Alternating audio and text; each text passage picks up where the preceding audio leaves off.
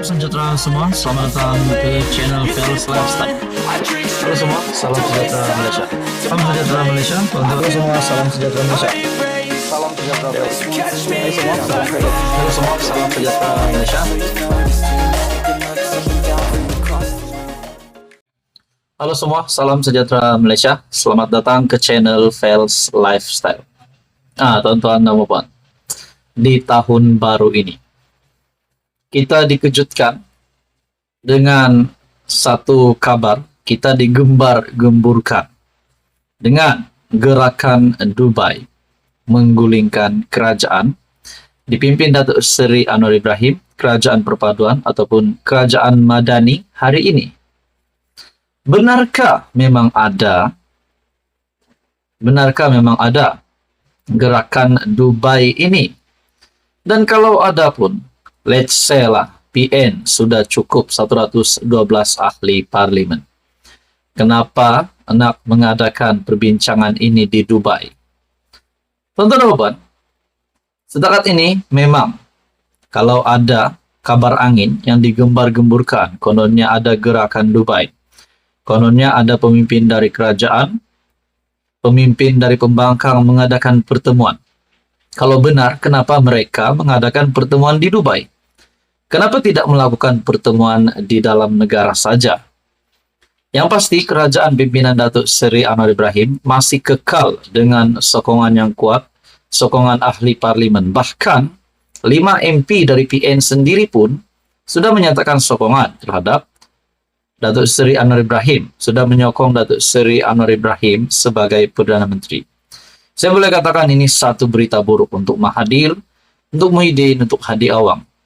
Disebabkan kerajaan dipimpin Datuk Seri Anwar Ibrahim masih lagi berdiri teguh. Oke, saudara-saudara, berkaitan dengan gerakan Dubai. Mungkin kalau ada yang terlanjur percaya dan meletakkan mindset bahwa memang ada gerakan ini. Nah, ini ada senarai yang saya dapat lihat daripada Shahabuddin Hussein ataupun shahabuddin.com. Senarai pemimpin yang berada di luar negara pada ketika ini, termasuk bekas Perdana Menteri Ismail Sabri, Ketua Pembangkang Hamzah Zainuddin, dan juga Muhyiddin Yassin sebagai pengurusi Perikatan Nasional. Begitu juga Azmin Ali yang berada di Dubai. Tapi kita dapat lihat, kita umum mengetahui, Azmin Ali bukan ahli parlimen pun.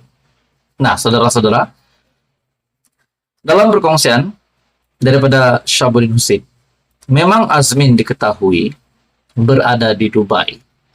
Tapi sebagaimana dimuatkan dalam media sosialnya, beliau hanya bercuti bersama keluarganya. Pokoknya beliau bukan ahli parlimen. Shahabuddin Hussein juga menunjukkan di media sosialnya gambarnya sedang bercuti tetapi tidak jelas di mana lokasinya. Hamzah tidak dipastikan keberadaannya. Ada yang mengatakan di Dubai, dan ada juga mengatakan di London. Beliau dikatakan sedang bercuti dengan keluarga, sambil difahamkan ada urusan berjumpa anaknya yang belajar di London. Bekas Perdana Menteri Ismail Sabri sedang menunaikan umrah di Mekah. Muhyiddin dilaporkan bercuti di London bersama keluarganya sehingga 25 Januari tahun depan. Pemimpin PAS, termasuk calon Perdana Menteri PN, Dr. Ahmad Samsuri, MP Terengganu, pastinya kini lebih sibuk menangani banjir di Kelantan dan Terengganu berbanding kegairahan menukar kerajaan. Jadi siapa yang ada di Dubai dan bagaimana boleh wujud konon ada usaha ingin menjatuhkan kerajaan?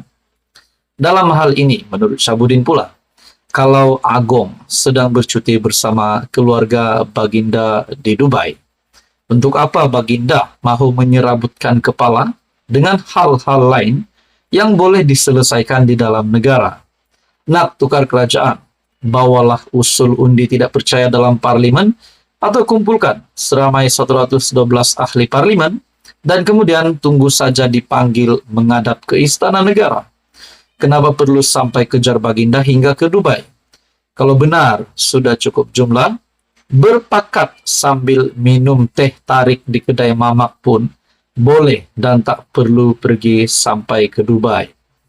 Dalam hal ini PH jangan sesekali terperangkap serta turut terbuai dengan sebarang spekulasi adanya langkah untuk menjatuhkan kerajaan. Tajuk daripada ulasan Syahbudin, langkah Dubai hanya hayalan. Kalau benar cukup jumlah, di kedai mamak pun boleh jatuhkan kerajaan. Nah, saudara-saudara yang saya amat hormati semua, kita tahu kedudukan kerajaan perpaduan, kedudukan sokongan Datuk Seri Anwar Ibrahim, sokongan ahli parlimen, masih teguh, masih utuh. Tidak mungkin Datuk Seri Anwar Ibrahim boleh dijatuhkan dalam masa terdekat ini. Jadi saudara-saudara yang amat dihormati, apa komen Anda? Sekian saja, teruskan bersama di dalam channel ini untuk info yang seterusnya. Mohon jangan lupa tekan butang like, share, dan juga subscribe. Halo semua, salam sejahtera Malaysia, tuan-tuan dan puan yang amat dihormati semua. Kali ini saudara-saudara, kita tahu dua kerajaan yang terdahulu, ataupun kita boleh kata dua Perdana Menteri yang terdahulu, sejak tahun 2020 sehingga tahun 2022, sebelum Datuk Seri Anwar Ibrahim mengangkat sumpah sebagai Perdana Menteri pada 24 November 2022. Hari ini pula saudara-saudara, sepanjang tempo pemerintahan kerajaan yang terdahulu yang dipimpin oleh Perdana Menteri pada ketika itu, sebelum Ismail Sabri adalah Muhyiddin Yassin. Nah, sekarang Perdana Menteri pada tahun 2022 bermula pada November 24 November 2022, masa Datuk Seri Anwar Ibrahim memimpin menjadi Perdana Menteri, akhirnya terdapat laporan polis yang menunjukkan salah guna dana RM700 juta dua kerajaan terdahulu pada tahun 2020 sehingga pada tahun 2022.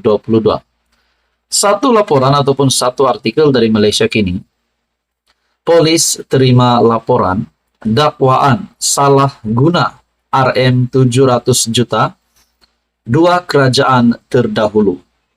Di dalam perkongsian ini, polis menerima laporan berhubung dakwaan penyalahgunaan dana RM700 juta oleh dua kerajaan terdahulu untuk iklan dan publicity bagi menghebahkan agenda kerajaan dalam tempoh 2020 hingga 2022. Kita mengetahui pada tarikh 1 Mac 2020 sehingga 20 Ogos 2021. Perdana Menteri pada ketika itu adalah Tan Sri Muhyiddin Yassin. Manakala selepas Muhyiddin Yassin, Perdana Menteri yang mengangkat sumpah pada ketika itu adalah Datuk Seri Ismail Sabri Yaakob bertarikh 21 Ogos 2021 sehingga 24 November 2022, yaitu selepas Datuk Seri Anwar Ibrahim menjadi Perdana Menteri, selepas Datuk Seri Ismail Sabri Yaakob yang meletakkan jawatan. Nah, tuan-tuan dan puan, adakah sepanjang tempo pemerintahan Ismail Sabri Yaakob dan Muhyiddin Yassin, di mana dapat dikaitkan dengan laporan polis ataupun laporan yang diterima oleh polis berhubung dakwaan penyalahgunaan dana RM700 juta oleh dua kerajaan terdahulu. Ketua Polis Daerah Wangsa Maju, Superintendent SUPT Ashari Abu Sama, ketika dihubungi mengesahkan menerima laporan itu hari ini, bertarikh Disember 30. Kita akan membuat siasatan termasuk menghubungi pihak Kementerian Keuangan untuk mendapatkan penjelasan. Nah, adakah kalau benar ada penyalahgunaan dana sehingga mencecah RM700 juta ini dapat dikaitkan dengan pemerintahan Muhyiddin Yassin dan Ismail Sabri? Kedua-dua bekas Perdana Menteri ini berisiko untuk disiasat ataupun berisiko untuk dikenakan tindakan undang-undang kalau mereka terlibat penuh dengan penyalahgunaan dana ini. Saudara-saudara, saya amat menghormati Muhyiddin Yassin, saya juga menghormati Ismail Sabri Yaakob. Tetapi laporan ini menunjukkan bahwa penyalahgunaan dana RM700 juta itu melibatkan dua kerajaan yang terdahulu, yaitu pada tempo Muhyiddin Yassin dan Ismail Sabri Yaakob menjadi Perdana Menteri. Dalam pada itu, artikel ini dari Malaysia Kini juga menyatakan, pengarah komunikasi UMNO, Datuk Lokman Nur Adam, berkata, pegawainya membuat laporan berhubung perkara berkenaan di Balai Polis Setapak kira-kira 2 petang tadi. Perbelanjaan tersebut besar. Kita, rakyat, mahu tahu ke mana perginya perbelanjaan Rm 700 juta. Ada sumber mendakwa bahwa ada penyalahgunaan kuasa melibatkan bekas petugas Perdana Menteri sebelum ini. Kami mahu polis menyiasat perkara ini dan diikuti siasatan oleh SPRM. Katanya ketika dihubungi bernama. Media sebelum ini melaporkan Kerajaan Persekutuan membelanjakan sehingga Rm 700 juta untuk kerja pengiklanan, promosi dan publicity bagi menghebahkan agenda kerajaan bagi tempo 2020 hingga 2022. Dan ini mungkin akan melibatkan siasatan SPRM dan polis terhadap mana-mana pihak yang terlibat dengan laporan ini ataupun yang terlibat dengan penyalahgunaan dana Rm 700 juta ini dua kerajaan terdahulu. Apa komen Anda? Sekian saja, teruskan bersama di dalam channel ini untuk info yang seterusnya.